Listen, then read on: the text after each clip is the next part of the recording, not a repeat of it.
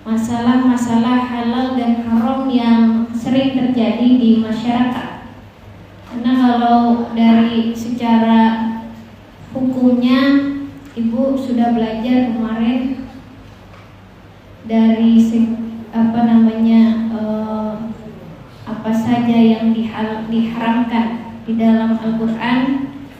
Sekarang semakin berkembang sesuai dengan zamannya, maka perlu dikaji lagi. Kalau dulu mungkin nggak ada kondro, apalagi nggak ada sosis, ya Bu ya, nggak ada bakso, ya, nggak ada pizza, nggak ada macam-macam lah. Tapi sekarang makanan makin berkembang. Selagi diambil dari zat-zat yang halal, maka itu menjadikannya halal. Tapi kalau tercampur zat yang haram walaupun sedikit, maka itu menjadi haram. Sebentar, mohon maaf Ibu, tadi saya telat karena di rumah lagi ada mertua. Jadi suami saya nemenin mertua, saya jalan walaupun telat gitu. Karena kalau langsung ditinggalin gak enak. Pas ya, tapi nggak ikut Yasin. Besok itu ada hari Minggu, ada maulid Bu di Alitkon. Kalau mau datang, kayaknya terbuka umum. Kemarin saya di WA sama Ustazah Halimah, datang ya kalau bisa, insya Allah. Tapi besok saya penjengukan anak saya, nggak tahu nih pekannya. Antara milih anak apa milih disuruh guru nih, bingung. Anak udah 40 hari belum ditengokin. Kalau jadwalnya penjengukannya nggak datang, berarti harus bulan berikutnya. Kalau dia ngambek kasihan. Tapi tahu nanti ngomong sama ayahnya dulu. Kalau ayahnya ridho, saya ikut undangan dari guru. Kalau nggak ridho, berarti saya ikut ayahnya. Karena suami kan. Iya. Kalau ibu-ibu mau hadir, ada di Alitkon, tahu Bu? Jalan Haji Selong. Insya Allah penceramahnya Ustazah Hajah Kotrunada Syatiri. Anaknya kalau nggak salah Ustazah Suryani Thohir. Ustazah besar itu di Jabotabek. Sama penceramahnya Ustazah Hajah Sofwatun Nida. Jadi Kotrunada itu kakaknya, Sofwatun Nida itu adiknya. Insya Allah penceramah besok. Kalau Qoriahnya Qoriah internasional Ustazah Hajah Mahmudah Munadin. Tim sholawatnya ada ini, tim sholawat Alitkon, Ustazah Irma Aman Ananda yang biasa menemani Ustazah Hajah Halimah. Iya, pagi. Kalau mau hadir nggak apa-apa, kan dekat dari sini ya. Iya. Kalau ada keperluan ya nggak apa-apa juga. Pagi jam 7 sampai selesai. Biasa sih jam 8, cuman kalau di Alitkon jam 7 udah ramai. Iya, ada yang ngaji sana. Ramai ya? Hah? Oh, anaknya ya. Saya juga dulu alumni situ 6 tahun. Udah 6 tahun di situ lulus, saya pindah di Ciputat 4 tahun. Terus kalau kuliah saya suka ikut pasaran kilatan di Jawa. Jadi kalau saya campuran Bu, mondoknya di Betawi pernah, di Sunda di Ciputat tuh rata-rata orang Sunda. Kalau di Jawa biasanya kalau liburan kuliah itu saya bete kalau di rumah. Jadi saya pengen ngaji lagi gitu. Karena dulu pengen mondok di Jawa sama Abi sama Umi, gak boleh, kamu mah perempuan, mondoknya deket aja, sama aja. Mau mondok deket, mau mondok jauh, kalau kitanya sungguh-sungguh, akhlaknya kita jaga, insya Allah ilmunya manfaat. Jadi sama aja mondok mah di mana aja gitu. Iya, tapi namanya kalau sudah semakin besar penasaran. Saya ada waktu sebulan 2 bulan libur, saya naik bus malam tuh sana pasaran gitu sama temen Kalau nggak ada teman sendiri gitu. Sebenarnya kalau sendiri sama Umi kurang diizinkan, jadi kebanyakan seringnya sama teman. Kalau sama teman nggak apa-apa. Ya, kita lanjutkan bab tentang halal dan haram, tapi lebih kepada permasalahannya. Kemarin kita sudah bahas sampai ikan lele pemakan kotoran, Ibu ya? Sudah. Jadi boleh halal, tapi menjadi makruh kalau ditemukan sifat-sifat najisnya atau kotoran manusianya ketika lelenya dicuci masih ada, atau ketika digoreng ibu belah masih bau gitu maka menjadi makruh. Ya, ada baunya misalnya, dia boleh kalau tidak ada sifat-sifat kotoran baik rasa maupun bau. Kan kadang-kadang lele, enggak sih, jarang, biasanya sudah hilang. Tapi ada mungkin dari 1001 ya yang mungkin ketika digoreng masih ada cium bau atau rasanya masih ada rasa kotorannya. Nah, itu maka menjadi makruh. Ya Bu ya. Lanjut. Ada lagi bagaimana empedu. Ini nih, ntar sebentar. Empedu penawar racun, empedu ular mentah. Kalau ibu-ibu kan biasanya ada penyakit apa tuh, obat tipes misalnya pakai cacing ya. Ada, masih ada di sini. Obat tipes pakai cacing. Atau penyakit gatal-gatal pakai ular gitu ya. Terus apa lagi? Biawak. Nah, bagaimana tuh hukum mengkonsumsi empedu ular mentah sebagai penawar racun ular, atau bagaimana hukum mengkonsumsi cacing untuk obat tipes? Jawabannya pertama boleh. Kalau apa? Kalau berdasar rekomendasi dari dokter atau ahli. Tapi ingat ya Bu, dokter dan orang ahlinya harus orang muslim. Karena kalau tidak orang muslim dia nggak tahu halal haram. Dia nggak belajar bab halal dan haram.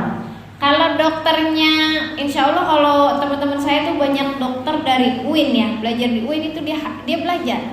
Bukan hanya ilmu kedokteran, tapi obat-obat yang dia berbahan dari zat-zat yang halal, apa yang haram, dia belajar. Tapi kalau biasanya dokter non-Islam itu tidak mempedulikan halal dan haram, maka boleh, tapi kalau atas dasar rekomendasi dari dokter yang muslim. Atau pengalaman ibu pernah sama orang tua misalnya sakit tipes, sama orang tua dikasih cacing sembuh. Ibu punya anak, punya anak cacingan, punya anak, sakit tipes. Ibu udah berobatin ke dokter, ini dengan syarat kalau tidak ada penyembuh obat selain yang halal. Sudah yang halal ibu obatin, tapi dia nggak sembuh-sembuh. Daripada keadaannya semakin lemah, nanti membahayakan, maka boleh biar cepat sembuh dikasih obat cacing, atau tadi dikasih obat empedu ular, maupun dia empedunya mentah.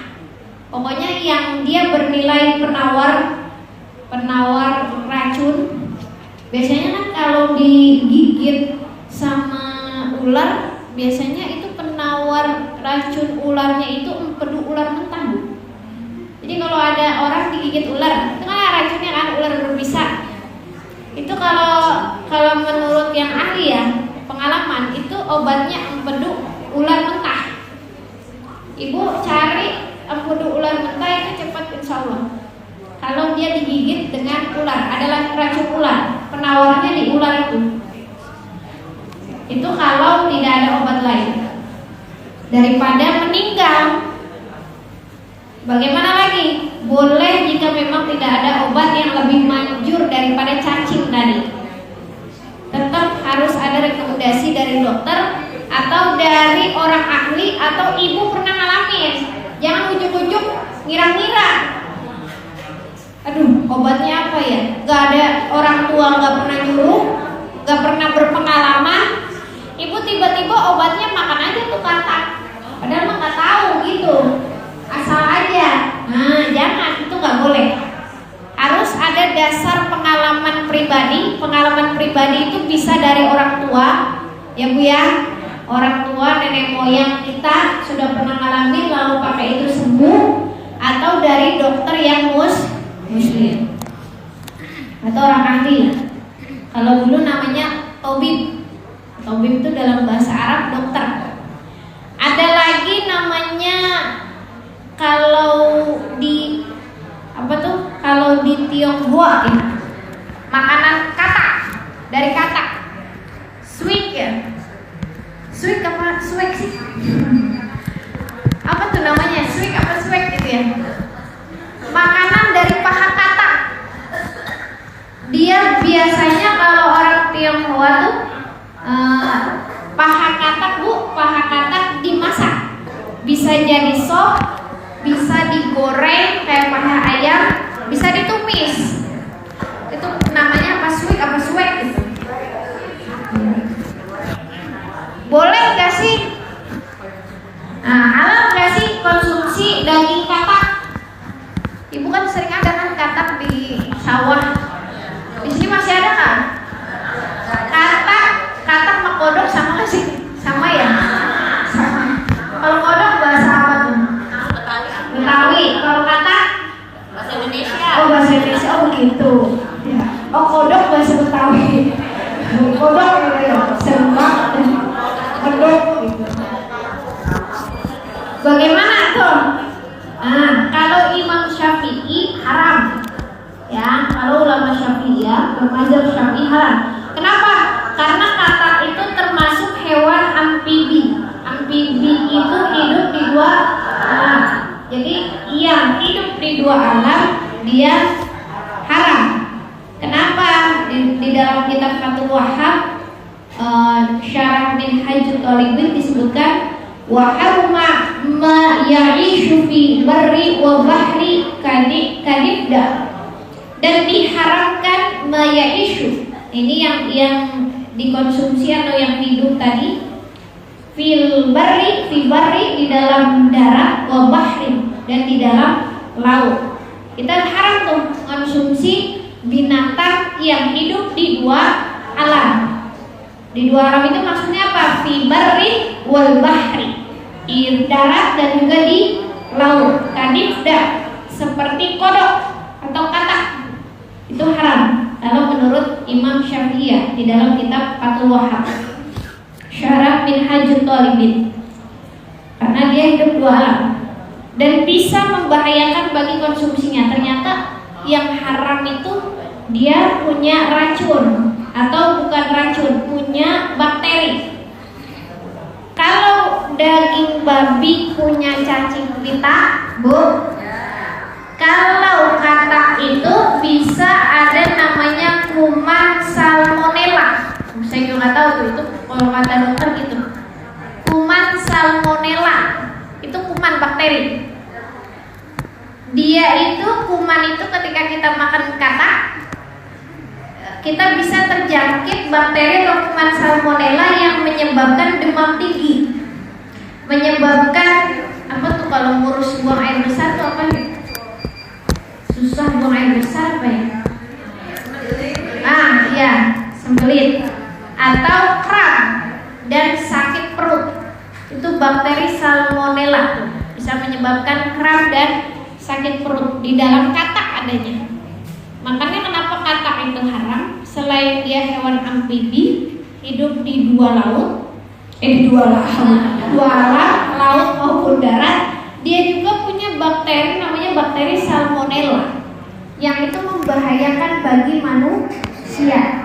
Bisa terjangkit bakteri itu, kita demam kalau nggak kuat imun tubuh kita, bisa demam atau bisa kram, bisa sakit perut. Atau bukan hanya sembelit, bisa jadi berak-berak terus diare, karena berkaitan dengan kuman dalam perut. Itu. Jadi bukan hanya katak, pokoknya hewan di dua alam itu termasuk haram. Apa aja tuh? Ular dua alam kan, ular. Terus katak, apalagi? Buaya, iya bagus. Kalau buaya itu selain dia di dua alam, dia punya taring. Ular juga sama. Karena binatang yang bertaring juga haram. Beda dengan punya kuku sama taring, beda ya Bu. Kalau taring itu biasanya buat menerkam, membahayakan. Nah itu nggak boleh. Tapi kalau kuku beda. Kalau kuku tuh, kalau sapi juga punya kuku masih sapi. Hah? Ada nggak? Ada beneran. Kambing sih berarti kambing punya kuku nggak? Ada, bener. Ayam punya ya cekeran. Nah itu bukan taring, itu kuku gitu, ceker. Tapi kalau taring ini dia agak apa namanya, runcing, dan dia biasanya buat menerkam. Maka itu binatang haram untuk dimakan. Jadi nggak boleh makan katak. Tapi ada catatan, justru kalau mazhab Maliki Bu, itu boleh katak dimakan. Ada orang Islam makan katak, ngikutin mazhab Maliki. Kalau buat obat beda lagi, boleh. Kalau buat obat kan itu masuknya ad-dororu yuzal. Madorotan harus dihapuskan. Artinya daripada ibu mengancam jiwa meninggal, ibu mudorotnya yang lebih besar adalah jiwa ibu mati. Daripada mati, ibu makan obat katak. Obatnya emang obat apa Mak? Katak tuh. Oh, tapi kayaknya kalau katak jarang dijadikan obat ya? Nggak ada kayaknya. Kalau saya belum tahu. Katak itu obat apa tuh? Biasanya orang yang sering di kampung kita, di warga kita itu pakai cacing, sama pakai ular, sama kadang. Iya. Obat gatal-gatal. Kalau katak saya belum tahu obat apa, kayaknya nggak ada. Tapi ada yang membolehkan makan katak. Imam Maliki. Meskipun menurut Imam Maliki, meskipun dia sudah menjadi bangkai. Kalau menurut Imam Maliki, dengan alasan apa? Ini harus tahu dulu alasannya. Jadi ada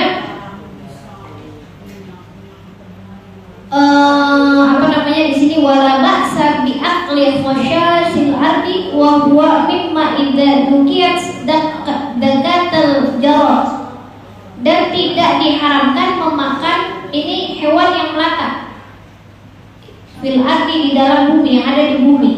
Wa huwa yani apa? Mimma idza dukiyat dagatal jarad, setiap hewan yang hukum penyembelihannya sama seperti belalang. Jadi katak itu masih disamakan seperti belalang. Dia halal kalau menurut Imam Maliki. Ini kita kan pakainya Imam Syafi'i. Ya. Jadi di Indonesia itu kebanyakan Imam Syafi'i. Kalau masalah ubudiyah, kalau masalah fikih. Tapi ada juga yang memakai Imam Abu Hanifah kalau dalam muamalah. Muamalah itu apa? Jual beli. Kenapa? Karena kalau Imam Syafi'i itu ketat Bu. Kalau kita pakai Imam Syafi'i susah. Ibu jualan, misalnya makan di restoran, ibu makan nggak tahu harganya, kan kita mah biasa gitu. Makan dulu, baru bayar. Nah kalau Imam Syafi'i nggak boleh gitu. Harusnya ibu tahu harganya. Paling nggak tahu harganya, ini harganya berapa. Nanya dulu. Nanti tiba-tiba habis makan, waduh, wayangnya 50.000, mahal banget, nggak ikhlas. Maka kalau Imam Syafi'i mah ikhtiar, daripada nggak ridho, jadinya dagangnya nggak berkah, ibu harus tahu. Ya paling nggak kayak di Indomaret ada harganya, ibu tahu, baru bayar. Jangan ujuk-ujuk pesen bakso ya, pesen ayam, pesen ini, makan. Tahu 1 juta. Mahal. Itu kalau Imam Syafi'i harus tahu harganya, kecuali ibu udah biasa, udah tahu harganya. Tapi kalau kita muamalah itu sering pakai Imam Abu Hanifah, dia lebih lentur. Karena sekarang muamalah sekarang apalagi masalah keuangan itu makin berkembang. Ada bayar pakai digital, barangnya dikirim dulu, baru bayar belakangan gitu kan. COD. Ada lagi yang apa tuh macam-macam lah pokoknya. Ya, kiris dan sebagainya. Kadang-kadang kalau COD juga kadang-kadang ibu ketipu nih, apa kok barangnya begini doang mahal banget ya, dilihatnya mah iya dilihatnya mah ya bagus banget itu cakep tahu pas udah datang jelek, waduh udah dibalikin gak boleh lagi gitu kan. Nah itu kan kalau secara syafi'iyah kurang gitu. Jadi penjual dan pembeli itu harusnya sama-sama ridho. Kalau ada unsur penipuannya nanti memang nggak boleh. Tapi kalau selagi tidak ada unsur penipuan, memang ibu, iya memang harganya murah segitu, kualitasnya segitu gitu. Ya berarti mau nggak mau ya iya. Udah. Jadi tadi waktu kalau dofadiu ini wa ilma tasli'annaha min soidil ma. Apa maksudnya ini? Jadi tadi ada beberapa nih tukalu itu beberapa makanan seperti dofadil, katak, seperti katak. Jadi tadi hewan yang hukum penyembelihannya sama dengan belalang, belalang kan halal. Berarti di sini dia menyamakan antara belalang dengan katak. Kalau Imam mazhab Maliki, jadi halal, katak juga halal. Wa in matat, sekalipun dia sudah mati, sama kayak belalang. Belalang tuh kalau udah mati juga halal dimakan, sama kayak ikan. Ikan tuh kalau udah mati juga boleh halal dimakan. Li'annaha min soidil ma. Sebab apa? Sebab katak itu kalau kata Imam Maliki nih, mazhab Malikiyah, min soidil ma. Dia itu tergolong dari hewan air buruan, bukan hidup di dua alam. Nah, katak yang boleh dimakan adalah katak yang murni daripada hewan air. Ada nggak tuh? Ada.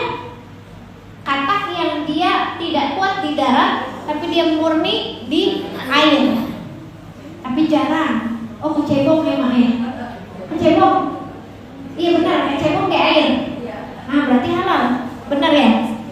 Nah, berarti mungkin katak yang itu tuh. Katak yang dia, ini jangan salah paham Ibu. Jadi kalau menurut Imam Syafi'i katak itu haram karena hidup di dua alam. Kalau menurut mazhab Maliki halal, tapi apa? Tapi katak yang tergolong hewan air buruan, bukan katak yang hidup di dua alam. Karena katak itu tergolong hewan air buruan. Jadi hewan airnya. Kalau katak itu memang biasanya habitatnya di air saja, dia tidak hidup di dua alam, maka dia boleh dimakan. Lanjut lagi. Nah, ini juga kadang-kadang ibu-ibu masak seharian gak habis. Ibu masak pagi dimakan, siang dimakan, sore pasti bosan. Iya nggak? Iya. Itu kan biasa ibu kayak gitu. Tahuan. Pagi masak, makan pagi, siang makan, malam, sore bosan. Kira-kira sisanya diapain kalau ada sisa? Hah? Diangetin. Angetin apa dibuang? Diangetin buat apa? Oh ya, sorenya udah bosan. Buat besok yakin. Nah, bagaimana nih hukum membuang sisa makanan? Nah, bagaimana nih? Kan ibu masak pagi buat dimakan, siang buat dimakan, sore bosan. Kalau dikasih tetangga nggak enak udah dari pagi. Nah, kalau kasih ayam cakep, kasih kambing, kasih hewan ternak cakep. Ini dibuang, boleh nggak? Tidak boleh, boleh dibuang.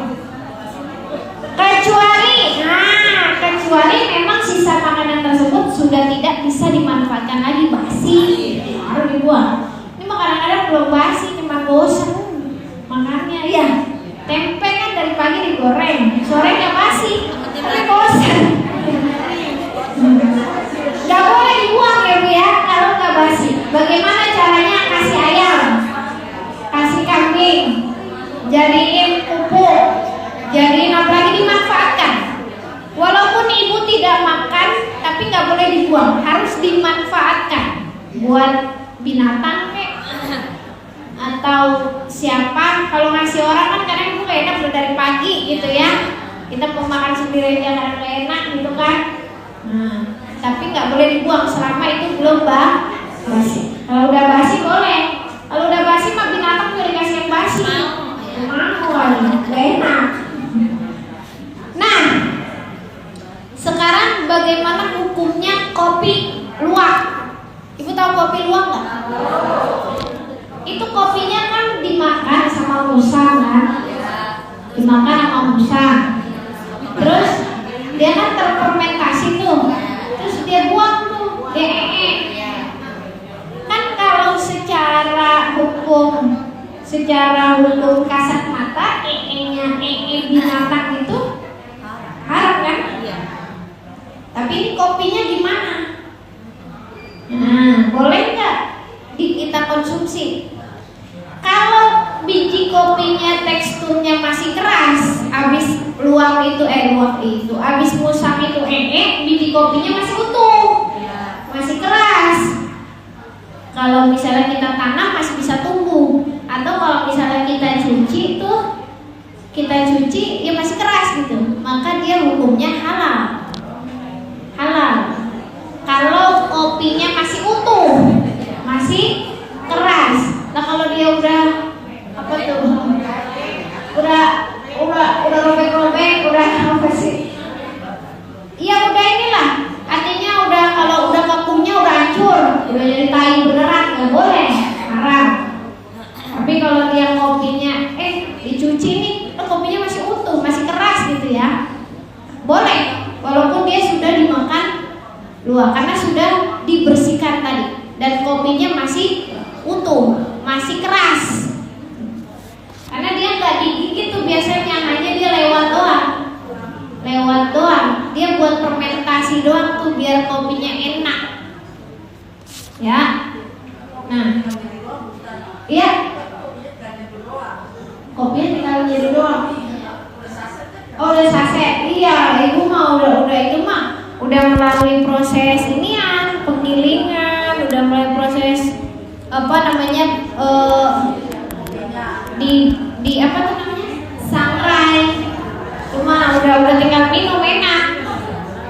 Nah, bagaimana ini hukumnya hewan buruan dari yang ditangkap oleh anjing pemburu? Maaf, hewan tapi buruan anjing pemburu, memakan hasil buruan anjing pemburu. Misalnya, Bu, di hutan itu ada burung, terus yang nangkep tuh anjing pemburu, boleh nggak kita makan? Boleh nggak kira-kira, Bu? Kalau anjingnya makan najis, haram. Tapi buruannya tadi burung halal kan, burung halal asalnya, tapi diburunya sama anjing, halal nggak? Halal kalau dia diburunya sama anjing yang sudah terlatih. Tapi gimana hukumnya? Jangan sampai mati hewan buruannya. Kalau sudah mati nggak bisa disembelih, ya, karena kan harus disembelih burung mah, kecuali ikan, belalang nggak harus disembelih. Misalnya tadi anjing ngeburu ayam, kan ditangkap sama si anjing buruan itu. Ayamnya masih sekarat, kita bisa tuh sembelih buat kita makan, boleh, walaupun yang ngeburu si anjing, karena pada dasarnya ayamnya halal, tinggal kita cuci. Kalau dijilat sama anjing kan nyucinya berarti 7 kali bilasan, salah satunya dengan tanah. Tapi kalau nggak kena jilatannya kan nggak harus itu. Kalau nggak kena cairannya, air liurnya atau keringatnya atau jilatannya kan nggak harus 7 kali bilasan, salah satunya dengan tanah, kecuali kena yang basahnya daripada anjing dan juga babi. Nah, ibu suka makan buah kan? Ada uletnya, dalamnya.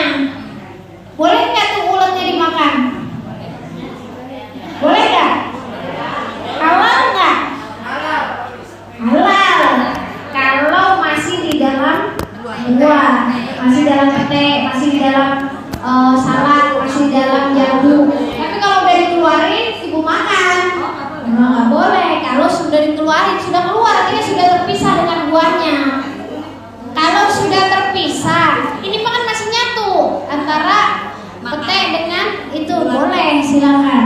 Jadi boleh dengan catatan ulat itu sulit untuk dipisahkan dan dikonsumsi bersamaan dengan buah.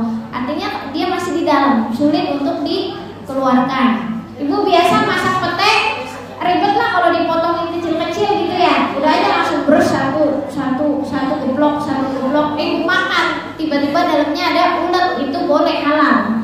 Tapi kalau bisa dipisahin yang nggak sulit, misalnya udah buka jambu, ulatnya udah keluar, jangan dimakan.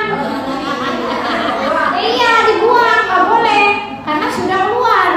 Karena berarti itu nggak sulit dikeluarkan, dikeluar sendiri, bisa dimakan. Tapi kalau tadi petek sulit, ibu udah masak tuh satu-satu gitu ya, maksudnya ngeblok, langsung aja goreng. Mati tuh ulatnya dalam petek, kita makan, boleh. Nah, sekarang saya mau bahas makanan yang diboikot gimana nih, halal apa haram. Ini bukan saya yang ngomong ya. Saya atas fatwa MUI nomor 83 tahun 2023. Saya sudah baca dari awal sampai akhir ini, karena kalau saya asal ngomong nanti salah. Hukum dukungan terhadap perjuangan Palestina atau nanti di dalamnya berkaitan dengan mengkonsumsi suatu produk. Gini, nanti pertanyaan gini, apa batasan suatu produk itu layak untuk diboikot menurut kacamata fikih? Gini Bu, kalau di dalam tadi fatwa MUI nomor 83 tahun 2023 Bu, itu menjelaskan bahwa fatwa ini hukumnya wajib mendukung perjuangan kemerdekaan Palestina, ya Bu ya, untuk mendukung kemerdekaan Palestina, dan haram hukumnya mendukung agresi Israel atau pihak yang mendukungnya, termasuk dengan cara membeli produk-produk yang terafiliasi dengan Israel. Itu kalau menurut MUI. Nah, tapi gini Bu, yang Ibu harus paham, itu produk-produk yang menyebar di internet, masalah ini adalah yang harus diboikot dan yang tidak harus diboikot, itu MUI tidak merilis. Jadi tidak merilis produk-produknya. Hanya gini, MUI itu tidak merilis daftar spesifik produk yang harus diboikot. Jadi kalau Ibu baca, ini fatwanya nih di PDF sini fatwanya, itu nggak ada produk-produknya. Adapun yang beredar di internet itu kebanyakan memang hoax, maka kita harus hati-hati. Kalau kita tahu betul itu produknya yang memang berafiliasi dengan Israel, yang mendukung dengan Israel, ya udah nggak usah kita beli. Tapi kalau Ibu dari internet, dari omongan-omongan, karena MUI sendiri tidak merilis daftar nama-namanya, kan Ibu itu taunya apa tadi, nyebutin apa tuh? Nyebutin si ini, itu taunya dari mana? Padahal MUI nggak mengeluarkan. MUI nggak mengeluarkan produk-produknya. Sedangkan mungkin kalau di Indonesia itu yang kerja kebanyakan orang-orang kita juga. Gimana?